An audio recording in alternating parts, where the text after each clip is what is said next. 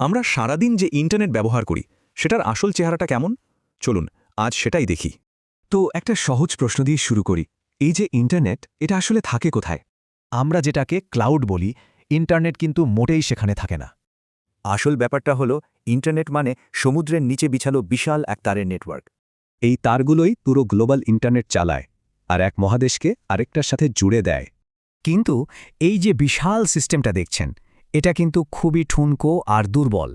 ভাবা যায় এমনকি মাছের ধাক্কাতেও এই জরুরি তারগুলো কেটে যেতে পারে। আর এগুলো ঠিক করতে কত খরচ হয় জানেন? প্রায় 10 থেকে 15 কোটি টাকা। হ্যাঁ, ঠিকই শুনছেন, শুধু একটা তার মেরামত করতেই লেগে যায় এতগুলো টাকা। কিন্তু এখন একটা বড়সড় সংকট তৈরি হচ্ছে, যা সবকিছুকে ঝুঁকির মধ্যে ফেলে দিয়েছে। আসলে যুদ্ধের কারণে এই তারগুলো সারানোর কাজ এখন পুরোপুরি বন্ধ হয়ে গেছে। ফলে যা হচ্ছে, যুদ্ধ, তার সারানো বন্ধ আর সংযোগ বিচ্ছিন্ন হওয়ার ঝুঁকি বাড়ছে। এর শেষ ফল হতে পারে পুরো পৃথিবীর ইন্টারনেট কানেকশনই একদিন বন্ধ হয়ে যাওয়া। মানে যে অদৃশ্য নেটওয়ার্ক আমাদের সবাইকে জুড়ে রেখেছে, সেটাই ছিঁড়ে যেতে পারে। এখন প্রশ্ন হল, এই অদৃশ্য তারগুলো ছাড়া আমাদের এই ডিজিটাল দুনিয়া কি চলবে?